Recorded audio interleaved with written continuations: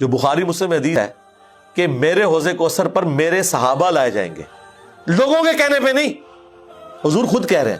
اور پھر آگے کہہ رہے ہیں میں کہوں گا اصحابی، یہ تو میرے صحابہ ہیں، اصحابی، میں انہیں حوض کوثر سے پلانے لگوں گا تو فرشتے ان کے اور میرے درمیان کھڑے ہو جائیں گے اور کہیں گے یا رسول اللہ آپ کو نہیں پتا آپ کے بعد انہوں نے دین چھوڑ دیا تھا اور دین سے الٹے قدم پھر گئے تھے. میں کہوں گا سحقا سحقا لمن غیر بعدی، سحقا سحقا لمن بدل بعدی، ان کو مجھ سے دور کر دو جنہوں نے میری وفات کے بعد میرے دین کو بدل دیا، ان پہ پھٹکار ہو.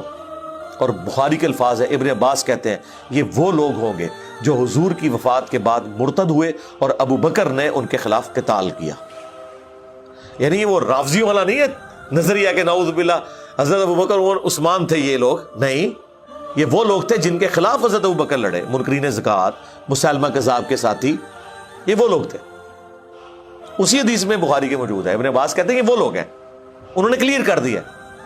لیکن حضور اس لیے صحابی کہیں گے کہ حضور نے تو ان کو صحابیت پہ چھوڑا ہے، حضور کو تو نہیں پتا کہ حضور کی وفات کے بعد انہوں نے کیا کیا. بس وہ انہوں نے ایک عرب کے لیڈر کا غلبہ تصور کر لیا، ایمان کنوکشن والا کوئی نہیں تھا، بعد میں پھر پلٹ گئے. حضور کی زندگی میں بھی ایسے ہوا ہے. بخاری مسلم میں حدیث ہے کاتب وہی تھا، سورۃ البقرہ آل عمران اس نے حضور سے پڑھی اور لکھی، بعد میں عیسائی ہو کے مر گیا. اس سے بھی سینئر سابقون الاولون، مہاجرین سے بھی سینئر ایک شخص ہجرت سے بھی پہلے، جو سب سے بڑی ہجرت تھی اسلام کی، پہلی ہجرت وہ حبشہ کی تھی. ہجرت مدینہ تو بعد میں آئی ہے. ہجرت حبشہ میں جو لوگ شامل تھے نا، ان پہ ہجرت مدینہ والے بھی رشک کرتے تھے، اور جنہوں نے ہجرت مدینہ نہیں کی ہوئی نا، وہ ہجرت مدینہ والوں کو سب سے افضل مسلمان سمجھتے تھے. لیکن ہجرت حبشہ والے وہ صحابہ تھے جن کو ہجرت مدینہ والے بہت افضل سمجھتے تھے کہ یہ تو مدینے سے بھی پہلے حبشہ ہجرت کر گئے تھے.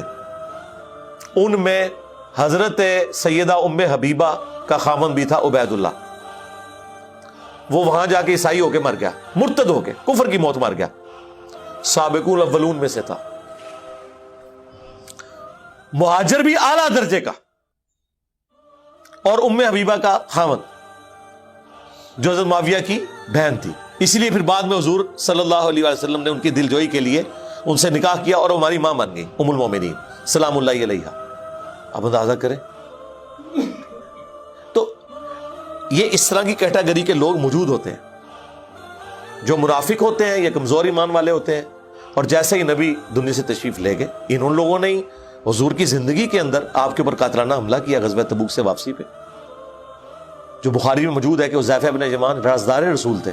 پورا واقعہ مسند احمد میں ہے کہ حضرت حذیفہ اور عمار بن یاسر نے مل کے نبی الاسلام کی سواری کو بچایا تھا. وہ اونچی پہاڑی سے نیچے گرانے لگے تھے 12 منافقین.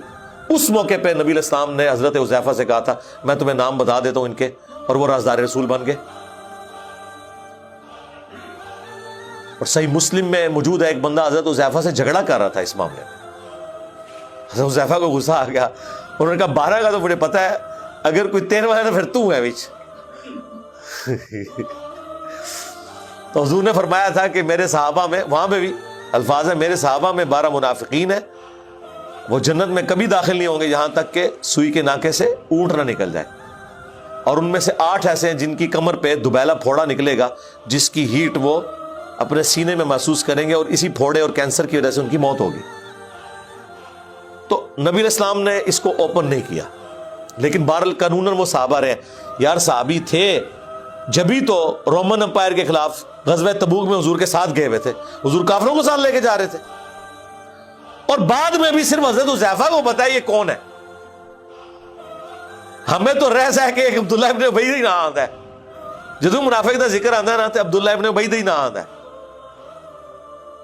باقی بھی تو تھے نا.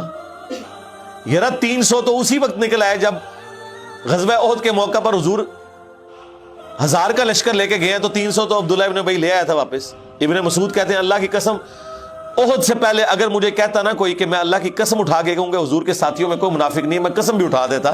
کیونکہ ابن مسعود جو تھے وہ خود تو کلین سلیٹ تھے، وہ سمجھتے تھے یار حضور جیسی شخصیت کے ساتھی ہوں اور 2 نمبر ہوں، اتنی بڑی پرسنالٹی کے ساتھ رہتے ہوئے بھی کوئی بندہ ایمان کنوکشن والا نہ رکھے، یہ ہو نہیں سکتا. لیکن ان کو کیا پتا تھا جڑے ایتھے پیڑے اور لاہور بھی پیڑے اور کعبے بھی پیڑے, اور وہ نکل آئے 300 تو اسی وقت نکل آئے, 1000 میں 300, تو ریشو پروپورشن نکال لیں آپ.